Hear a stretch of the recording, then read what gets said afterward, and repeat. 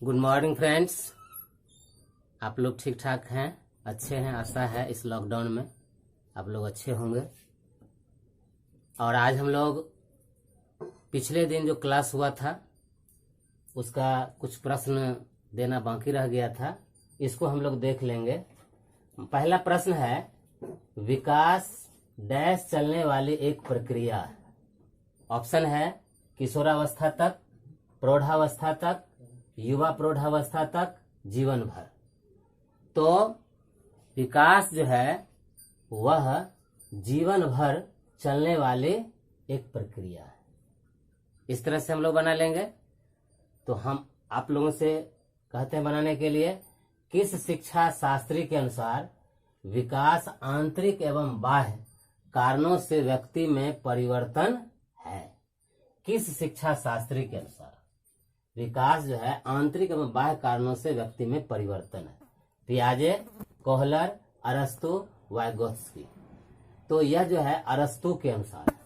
तीसरा है, बच्चों में निरीक्षण करने के गुण का विकास उसके किस विकास का प्रतीक है। ए शारीरिक विकास, बी मानसिक विकास, सी सांवेगिक विकास और डी क्रियात्मक विकास। तो यह जो है निरीक्षण करने का जो गुण है वो आप लोग बताएं, जो यह किस विकास से संबंधित है। जैसे आप लोग जानते होंगे शारीरिक विकास में जो होता है बच्चे के शरीर का विकास होता है। मानसिक विकास में बच्चे में तर्क शक्ति करने का गुण आता है और वह विश्लेषण करने की क्षमता से लैस होता है। सांवेगिक विकास में क्या होता है कि उसमें भय, क्रोध, ईर्ष्या, स्नेह इत्यादि का बीजारोपण होता है। और क्रियात्मक विकास में मांसपेशियों का उपयोग वो सीखता है। तो यह है मानसिक विकास का प्रतीक है निरीक्षण करने का गुण।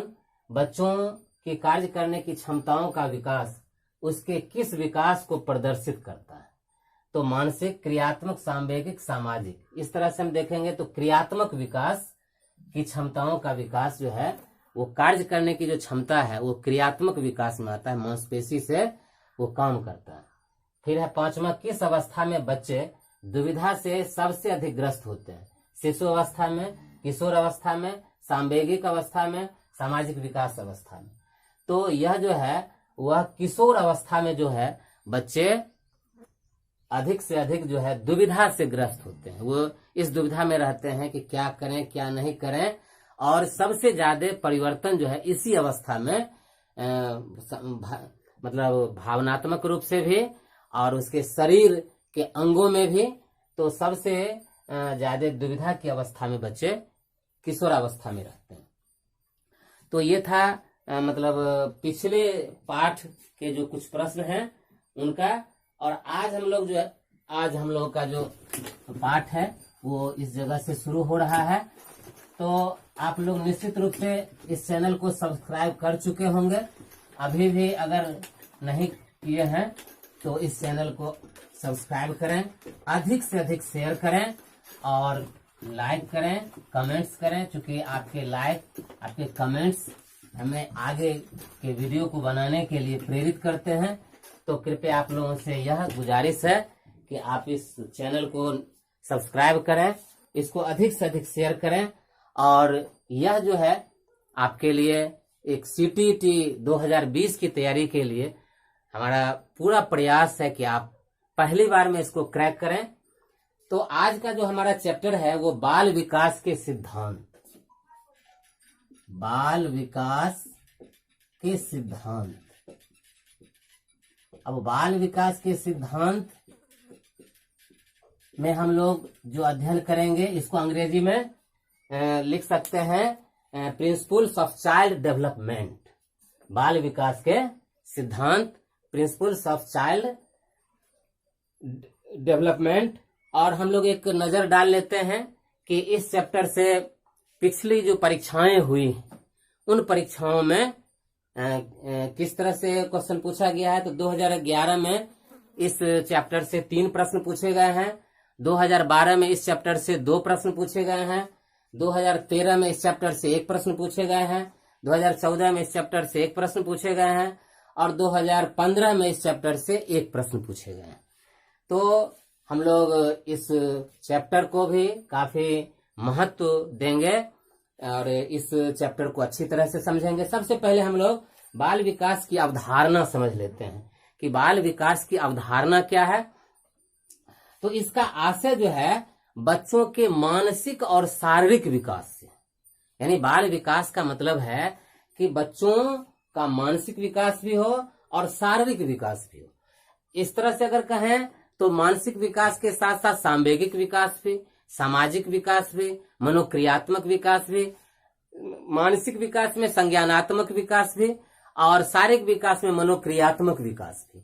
यानी कहने का मतलब है एक तरह से बच्चों में बहुमुखी विकास, यानी सर्वतोमुखी विकास जो होता है वह एक लक्ष्य है और उसी लक्ष्य से प्रेरित होकर के हम लोग बाल विकास को अध्ययन करते हैं। और आप लोग जान लीजिए कि ये जो बाल विकास है एक तरह से इतना महत्वपूर्ण भाग है हमारे जीवन के लिए कि इस चैप्टर को तो हर किसी को समझना चाहिए, न सिर्फ स्टूडेंट को, न सिर्फ टीचर को, न सिर्फ जो कॉम्पिटिटिव एग्जाम की तैयारी करने वाले हैं उनको, बल्कि यह चैप्टर आम लोगों को समझने की जरूरत है। क्योंकि हर परिवार में बच्चे हैं और उस गार्जियन को, उस अभिभावक को भी समझने की जरूरत है, उस पिता उस माता को भी समझने की जरूरत है, उस भाई को उस बहन को समझने की जरूरत है जिस परिवार में छोटे छोटे बच्चे हैं या उन बच्चों की देखभाल करनी है। वो बच्चे विभिन्न अवस्थाओं में किस तरह से सीखने की क्षमता से लैस होते हैं, उनके साथ कैसा व्यवहार होना चाहिए, शिक्षक उनके साथ कैसी स्ट्रेटजी वो तय करते हैं और किस तरह से उनके बीच पाठ की प्रस्तुतिकरण होती है, हर अवस्था में बच्चे की परेशानी क्या है और उनके विकास किस तरह से प्रभावित होते हैं, बाह्य कारक हैं, आंतरिक कारक हैं। तो बहुत सारी चीजें हैं जो हम सारे लोगों को समझने की जरूरत है। इसलिए ये जो बहुत ही काफी हम कह लें इसको कि काफी महत्वपूर्ण चीज है जिसको हर किसी को समझने की आवश्यकता है। तो सबसे पहले स्किनर के अनुसार, स्किनर जो थे वो बहुत बड़े शिक्षा शास्त्री थे, बहुत बड़े एक तरह से कहा जाए तो बाल मनोविज्ञान के अध्ययन में उनकी बहुत बड़ी भूमिका रही। तो स्किनर के अनुसार विकास एक क्रमिक एवं मंद गति से चलने वाली प्रक्रिया है। स्किनर ने कहा था कि विकास जो है वो एक मंद गति से, अर्थात वो एक धीरे धीरे चलने वाली प्रक्रिया है, लेकिन वो सतत प्रक्रिया है। बाल विकास जो है वह एक सतत प्रक्रिया है और उसी प्रक्रिया के अंतर्गत हम किसी बच्चे के विकास का अध्ययन करते हैं। उसी तरह से हरलॉक के अनुसार, इसलिए हम इसकी चर्चा करना जरूरी समझते हैं कि जो सीटीटी के एग्जाम होते हैं उसमें इन शिक्षा शास्त्रियों के विचारों से संबंधित प्रश्न पूछे जाते हैं, इसलिए इनको ध्यान में रखना बहुत जरूरी है।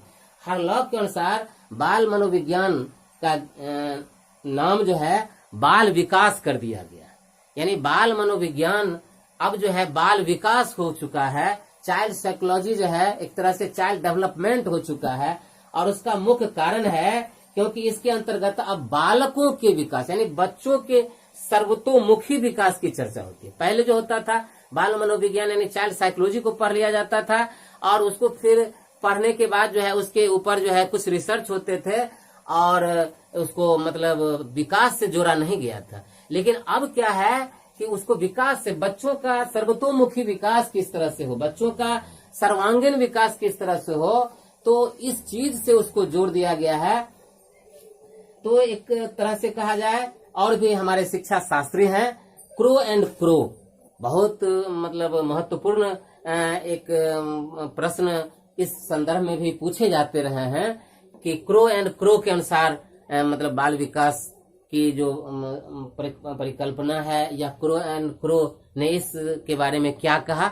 तो हम लोग जान लें कि क्रो एंड क्रो ने कहा कि बाल विज्ञान की वह शाखा है जिसमें जन्म से परिपक्वतावस्था यानी जन्म से परिपक्व जब तक बच्चा हो नहीं जाता है, परिपक्वता जब तक हासिल नहीं कर लेता है, तो जन्म से लेकर परिपक्व होने तक विकसित हो रहे मानवों का अध्ययन किया जाता है। यानी बाल विकास के अंतर्गत जन्म से लेकर के परिपक्व होने तक बालकों का एक तरह से अध्ययन किया जाता है क्रो एंड क्रो के अनुसार। उसके बाद हम लोग देखेंगे कि बाल विकास के सिद्धांत। अब हमारा जो मेन भाग है बाल विकास के जो सिद्धांत है वो क्या है। तो बाल विकास का जो पहला सिद्धांत है वह है निरंतरता का सिद्धांत। यानी विकास जो है वह न रुकने वाली प्रक्रिया है। यानी कहने का मतलब है कि कोई भी बच्चों का जो विकास होता है वो सतत है, निरंतर है, उसको रोका नहीं जा सकता है, अवरुद्ध नहीं हो सकता है, निरंतर जारी रहने वाली प्रक्रिया। तो हम सबके व्यक्तित्व के सभी पक्षों, चाहे शारीरिक विकास हो, मानसिक विकास हो, चाहे मनोक्रियात्मक विकास हो, चाहे सांवेगिक विकास हो, चाहे जो भी विकास हो, ये जो विकास होते हैं वो निरंतर जारी रहते हैं। मतलब भ्रूणावस्था से लेकर के और कब्र में जाने तक की जो स्थिति है मानव की, वह जो है व्यक्ति के एक तरह से सभी क्षेत्रों में जो विकास है निरंतर जारी रहती है। इसी को हम लोग निरंतरता का सिद्धांत कहते हैं। हमारा दूसरा सिद्धांत है निरंतर, पहला है हमारा निरंतरता का सिद्धांत, निरंतरता का सिद्धांत। और इसी में दूसरा सिद्धांत है। दूसरा सिद्धांत क्या है इसको हम लोग जान लेंगे कि हमारा दूसरा सिद्धांत है समान प्रतिमान का सिद्धांत। समान प्रतिमान का सिद्धांत, समान प्रतिमान यानी प्रतिमान का सिद्धांत का मतलब हुआ कि हम समाज में कहते हैं कोई भी किसी भी व्यक्ति की तुलना की जाती है तो किसी को प्रतिमान बनाया जाता है। तो समान प्रतिमान का सिद्धांत क्या कहता है इसको हम लोग समझ लेंगे। इस सिद्धांत के अनुसार बच्चों का जो विकास है और उनकी जो वृद्धि है वह वैयक्तिक होता है, इंडिविजुअल होता है। यानी कहने का मतलब सभी बच्चों में जो विकास है वो समान स्तर का नहीं होता है, उसमें वैयक्तिकता होती है, इंडिविजुअलिटी होती है। मतलब है किसी में ज्यादा, किसी में थोड़ा कम, किसी में दूसरे स्वरूप में विकास होता है। इस तरह से विकास की गति किसी में तेज होती है, किसी में मंद होती है। इसी को हम लोग कहते हैं समान प्रतिमान का सिद्धांत। यानी कहने का मतलब है कि गेसल इसमें एक बहुत महत्वपूर्ण शिक्षा शास्त्री थे गेसल।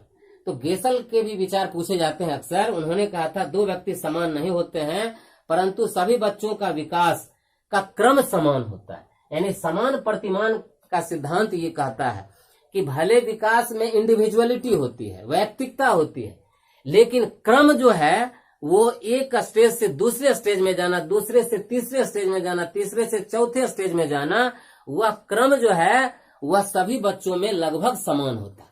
सभी बच्चों में लगभग समान क्रम होता है। यानी इसको कह सकते हैं कि समान प्रतिमान का सिद्धांत। यानी जैसे मान के चलिए कि जो शिशु अवस्था में जो कुछ गुण है वो उसमें लगभग चाहे विश्व के किसी भी हिस्से में चले जाएं, लेकिन शिशु अवस्था के जो गुण होते हैं वह गुण ऑस्ट्रेलिया के बच्चे में भी, भारत के बच्चे में भी, इंग्लैंड के बच्चे में भी, सभी बच्चों में एक तरह से वही मतलब शिशु अवस्था के गुण होते हैं। फिर किशोरावस्था के गुण, तो इसी को कहते हैं समान प्रतिमान का सिद्धांत। उनका क्रम जो है समान होता है। हालांकि विकास इंडिविजुअल, किसी में थोड़ा कम, किसी में थोड़ा ज्यादा, लेकिन क्रम जो है वो समान होता है। फिर इसका तीसरा सिद्धांत है कि विकास क्रम की एक रूपता। विकास यानी एक तरह से कहा जाए ये दूसरा सिद्धांत विकास क्रम की एक रूपता। उसमें भी यही बात है, विकास का जो क्रम होता है उसमें एक रूपता होती है। चाहे मतलब जिस भी स्टेज, किशोरावस्था के जो बच्चे हैं उसमें जो जिन गुणों का विकास हो जाता है तो उसके बाद मतलब की जो अवस्था होती है तो हर जगह के जो बच्चे होते हैं, हर परिवेश के बच्चे, हर आनुवांशिक गुण के बच्चे में लगभग क्रम जो है एक ही जैसा होता है, विकास क्रम। चाहे वो जिस परिवेश से आए, जिस भी मतलब आनुवांशिक परिवेश से आए, जिस भी तरह से भी हो, लेकिन उनके क्रम में किसी भी प्रकार का अंतर नहीं होता है। तो इसी को कहते हैं विकास क्रम की एक रूपता। इसके बाद कहते हैं चौथा है वृद्धि एवं विकास की गति की दर एक सी नहीं रहती है। वृद्धि एवं विकास, आप लोग जानते होंगे कि वृद्धि क्या है। तो वृद्धि को भी पिछले दिन परिभाषित किए थे कि वृद्धि में जो होता है मात्रात्मक होता है, उसमें एक निश्चित अवस्था तक ही वृद्धि होती है। जैसे मान के शरीर की लंबाई एक निश्चित अवस्था तक बढ़ती है, उसके बाद लंबाई बढ़ना रुक जाती है, वो वृद्धि है। और विकास जो है वह एक तरह से उसमें मात्रात्मक भी है और गुणात्मक भी है। तो वृद्धि एवं विकास इसको हम लोग समझ लेंगे, क्योंकि यह काफी महत्वपूर्ण है। वृद्धि एवं विकास की गति की दर एक सी नहीं रहती। वृद्धि एवं विकास की गति एक सी नहीं रहती। अब यहाँ पर थोड़ा सा समझना यह है कि यहाँ विकास क्रम की एक रूपता है और चौथा में वृद्धि एवं विकास की गति एक सी नहीं रहती है। यानी कहने का मतलब है कि परिवेश का भी प्रभाव पड़ता है और किस परिवार से बच्चे आते हैं, आनुवंशिक गुण क्या है, मेधा अलग अलग है। फिर कुछ समृद्ध परिवार हैं उनको ज्यादा सुविधा मिल जाती है, कुछ विपन्न परिवार है उनको कम सुविधा मिलती है। तो इस तरह से वृद्धि एवं विकास की गति जो है वो सभी बच्चों में एक जैसी नहीं रहती, उसके बहुत सारे कारण हैं। तो इसको भी समझना जरूरी है, क्योंकि हमारे पास जो बच्चे आएंगे तो हम सभी बच्चों को एक ही तरह से हम अगर कोई भी पाठ प्रस्तुत करेंगे तो वो अलग अलग तरीके से ग्रास्प करेंगे और हमें आश्चर्य होगा कि शिक्षक एक, पाठ एक, पढ़ाने का तरीका एक, फिर भी बच्चे का रिजल्ट अलग अलग। क्यों? क्योंकि इसका यही कारण है कि वृद्धि एवं विकास की गति एक सी नहीं रहती। इसके बाद है पांचवा है विकास सामान्य से विशेष की ओर चलता है। विकास जो है वो सामान्य से, यानी विकास सामान्य से विशेष की ओर। अब इसको भी हम समझ लेंगे कि सामान्य से विशेष की ओर का मतलब क्या है। अब जैसे मान लीजिए उदाहरण के लिए, अब किसी बच्चे की अवस्था को हम शिशु अवस्था में देखते हैं कि वस्तु को पकड़ने का गुण है। विकास सामान्य से विशेष की ओर, तो विकास जो है सामान्य से विशेष की ओर का मतलब है कि जैसे किसी वस्तु को पकड़ना, आप देखेंगे कि बच्चे जो है वो सीधे वो उस वस्तु को नहीं पकड़ते, पहले वो हाथ बढ़ाते हैं, पूरा अंग ऐसे बढ़ाते हैं और ऐसे बढ़ा करके और फिर बारी बारी से वो बार बार वो बढ़ाते हैं और फिर जो है पहले वो पूरा हाथ को एक्टिव करते, पूरा हाथ सक्रिय होता है। उसके बाद एक विशेष काम जैसे उंगली से पकड़ना है, तो हाथ पहले वो विभिन्न दिशाओं में फैलाते हैं और वो हाथ जो है उस वस्तु तक जाता है। धीरे धीरे हम क्रमशः देखते हैं उनका विकास जो है वस्तु की ओर, तो वो धीरे धीरे उसके बाद उंगली पर भी उनका नियंत्रण होने लगता है, अर्थात उस उंगली से उस वस्तु को पकड़ने लगते हैं। तो क्या है कि विकास जो है सामान्य से विशेष की ओर चलता है। यानी पहले जो है सामान्य, यानी हाथ क्या है, हाथ जो है पूरा अंग है, सामान्य है, और उंगली विशेष है। तो उंगली जो है वो एक्टिंग जो है पार्ट्स है, लेकिन एकाएक उंगली वो काम नहीं करता है उसका। एकाएक वस्तु को हम बच्चे को ऐसे जो है वो पकड़ नहीं पाता, पहले वो हाथ ऐसे से बढ़ाएगा, फिर वस्तु वो धीरे धीरे ले जाएगा, फिर वो पकड़ना सीखता है। तो यही है विकास जो है सामान्य से विशेष की ओर चलता है। उसके बाद है कि परस्पर संबंध का सिद्धांत। छठा है परस्पर संबंध। परस्पर संबंध का मतलब क्या हुआ कि विकास की जो भी मतलब स्टेज हैं, जैसे मानसिक विकास है, शारीरिक विकास है, मनोक्रियात्मक विकास है, संवेगात्मक विकास है, या जो भी विकास है, तो परस्पर वो आपस में जुड़े हुए हैं, परस्पर उनसे रिलेटिव है, परस्पर रिलेशन में है, वो जुड़े हुए हैं, कनेक्टेड है एक तरह से कहा जाए। तो परस्पर संबंध का सिद्धांत, यानी एक दूसरे से जुड़े हुए हैं।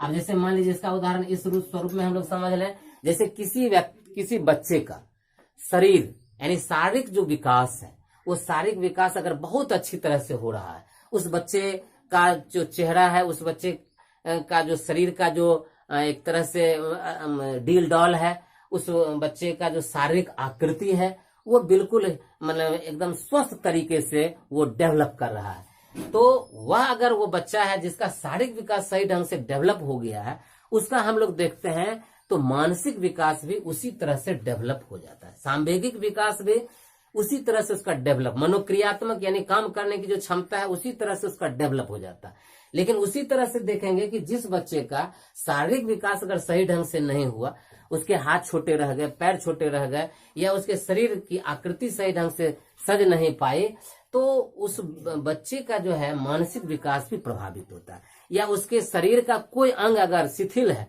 कोई अंग अगर अच्छी ढंग से काम नहीं कर रहा है, तो हम देखेंगे कि उसका मानसिक विकास भी प्रभावित हो जाता है, उसका सांवेगिक विकास भी प्रभावित, चिड़चिड़ा हो जाएगा, भय से पीड़ित रहेगा, वो ईर्ष्या द्वेष से भरा रहेगा, काफी झुंझलाहट में रहेगा, तुनुक मिजाज रहेगा। तो एक तरह सांवेगिक विकास भी उसका सही ढंग से नहीं हो पाता है और एक तरह से कहा जाए असंतुलित विकास हो जाता है। इसी को कहते हैं कि परस्पर संबंध का सिद्धांत, यानी एक विकास जो है दूसरे से जुड़े हुए हैं, दूसरा विकास तीसरे से जुड़े हुए हैं, इसी को कहते हैं परस्पर संबंध का सिद्धांत। इसके बाद हम लोग आगे देखेंगे एकीकरण का सिद्धांत। 7वां है एकीकरण का सिद्धांत। एकीकरण का मतलब क्या हुआ? एकीकरण का सिद्धांत। अब इसको भी हम समझ लेंगे। देखिए, अब कोई भाई बच्चा है, जैसे मान लीजिए कि बच्चे सबसे पहले संपूर्ण अंग को, पुनः अंग के भाग को चलाना शुरू करते हैं। कोई भी बच्चा है पहले पूरे अंग को, जैसे हम पिछले उदाहरण में आपको बताए थे कि अगर उसको वस्तु को पकड़ना है तो पहले पूरे हाथ को चलाना शुरू करता है, उसके बाद फिर उंगली पर उसका नियंत्रण होता है। तो एक तरह से संपूर्ण पहले शुरू होता है और तब विशिष्ट, सामान्य से विशिष्ट, यानी उसमें जो है सो एक तरह से अंगों में जो है एकीकरण होता है। उसके बाद उन अंगों का एकीकरण सीखता है, मतलब है कि जिस अंग से उसको काम करना होता है, जिस अंग का उपयोग करना होता है, उस अंग पर जो नियंत्रण होता है उस अंग का एकीकरण करता है, अर्थात उस अंग को मतलब एक तरह से सही ढंग से उपयोग करना सीखता है। तो इसी को कहते हैं एकीकरण का सिद्धांत, यानी उस अंग के साथ दिमाग को जोड़ना, दिमाग का नियंत्रण उस अंग के साथ स्थापित होना, यानी एकीकरण। तो पहले जो है सामान्य और फिर उस खास विशिष्टता की ओर बच्चे का विकास होता है, लेकिन उसका फिर यूनिफाइड एकीकरण होता है।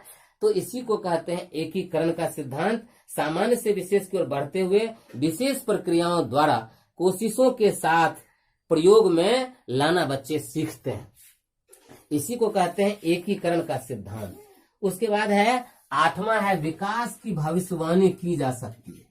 विकास की भविष्यवाणी का मतलब क्या हुआ कि किसी भी बच्चे को जब हम, जैसे मान लीजिए एक उदाहरण के लिए विकास की भविष्यवाणी की जा सकती है। एक उदाहरण के लिए किसी बच्चे का एक्सरे करके हम उसकी कलाई का जो स्ट्रक्चर है, कलाई की जो मजबूती है वो जानते हैं और इससे हम अनुमान लगा लेते हैं कि इस बच्चे का आगे चल करके शारीरिक विकास इस स्तर से होगा।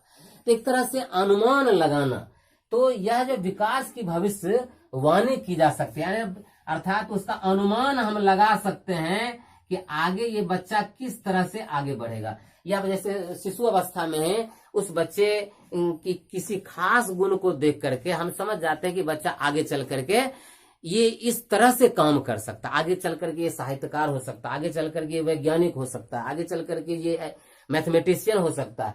तो कहने का मतलब विकास की जो भविष्यवाणी है उसके शिशु रूप या उसके बाद के बाल्यावस्था या किशोर अवस्था के जो स्टेज है, उस स्टेज में उसके किसी खास गुण को देख करके हम लोग उसका अनुमान लगा सकते हैं या भविष्यवाणी कर सकते हैं कि इस बच्चे में इस अंग का इस तरह से विकास हो सकता है। इसके बाद है कि विकास की दिशा का सिद्धांत, यानी विकास की दिशा का सिद्धांत क्या है? तो विकास की दिशा का मतलब है कि जिस तरह से किसी बच्चे में जो विकास है, विकास की प्रक्रिया पूर्व निश्चित दिशा में आगे बढ़ती। विकास की जो प्रक्रिया है वो पूर्व निश्चित है, पहले से निर्धारित जो दिशा रहती है उसके अनुसार आगे बढ़ती है। यह व्यक्ति के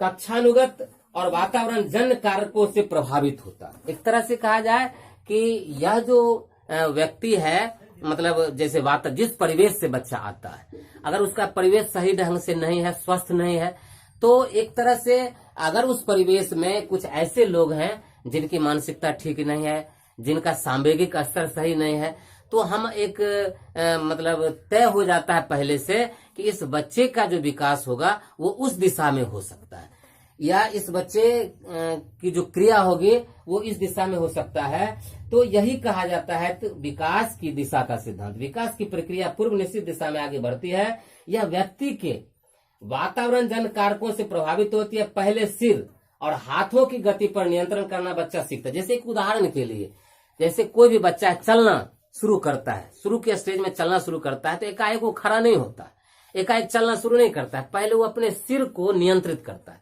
वो देखेंगे कि कोई भी बच्चा है वो खड़ा होगा, वो तलमलाने लगता है, पहले सिर को नियंत्रित करता है, फिर पैर को नियंत्रित करता है, फिर हाथ को नियंत्रित करता है, फिर शरीर को नियंत्रित करता है, और फिर धीरे धीरे डग आगे बढ़ाना शुरू करता है।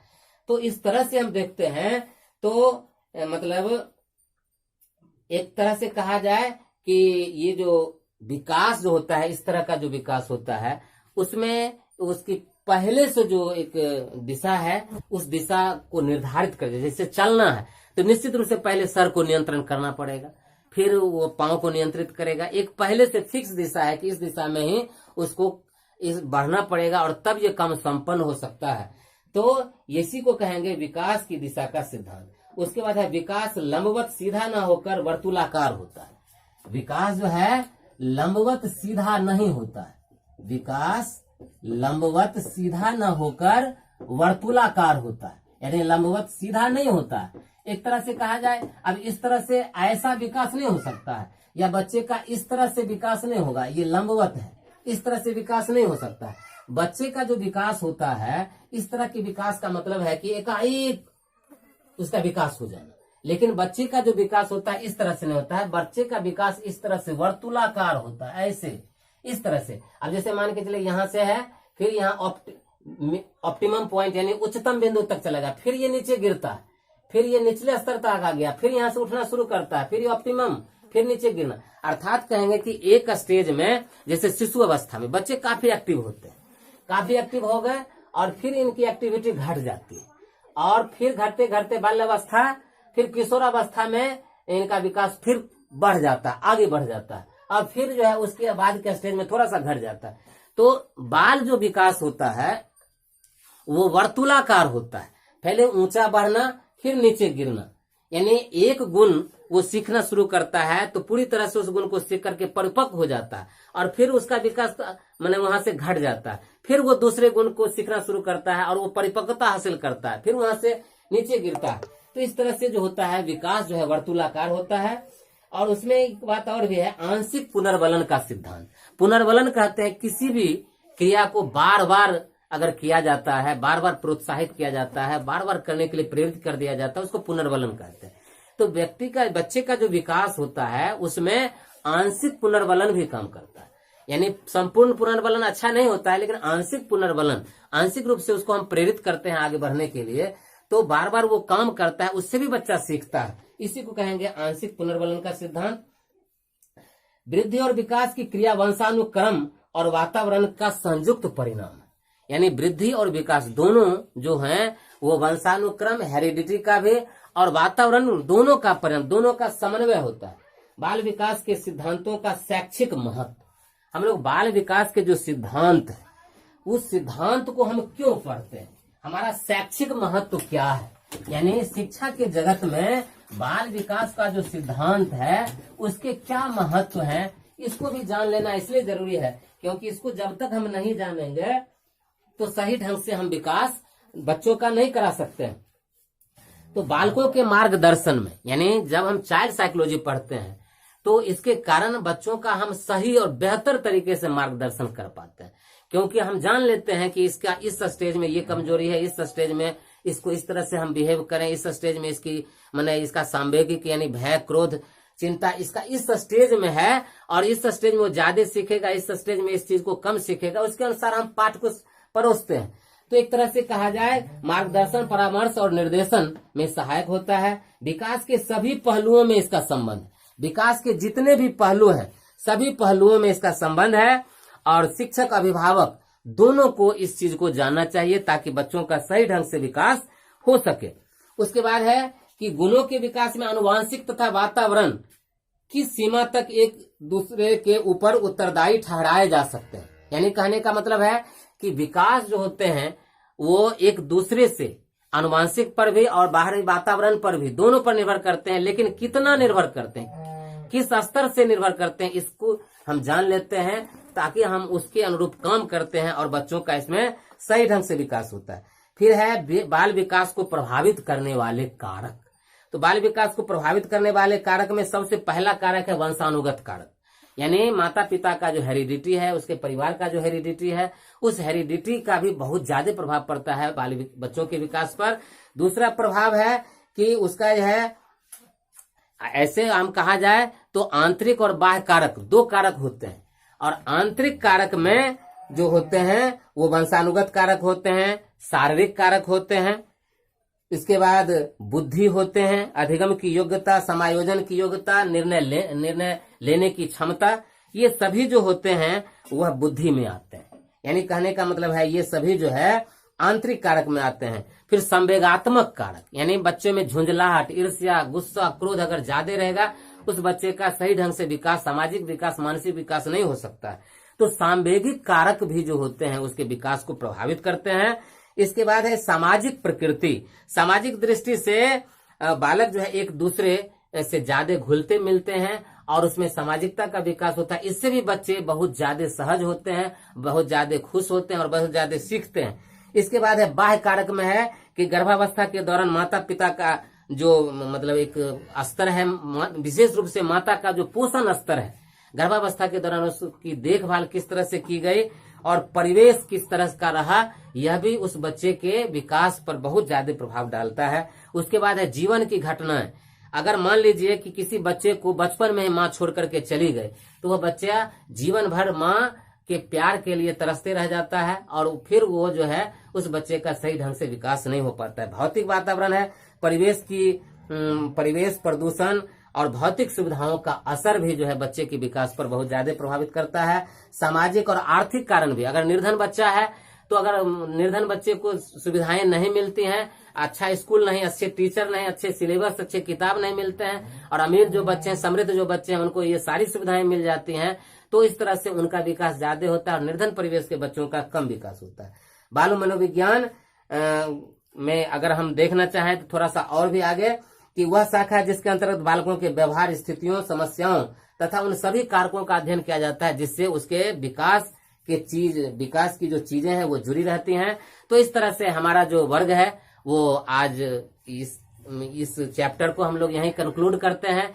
और इस चैप्टर से संबंधित जो प्रश्न है या बाल विकास सीडीपी से संबंधित हमने 30 प्रश्न को आपकी सुविधा के लिए हम लोगों ने वीडियो बना करके फिर हम लोगों ने डाला है, उसको आप लोग देख लीजिएगा। और फिर इस चैप्टर को हम लोग अच्छी तरह से समझ लेंगे और इसमें जो भी सवाल होंगे आप इस सवाल को उठाएंगे और हम लोग निश्चित रूप से इसको आगे आसानी से हल करेंगे। आज इन्हीं शब्दों के साथ मैं इस क्लास को यहीं समाप्त करता हूं। आप सभी को बहुत बहुत धन्यवाद।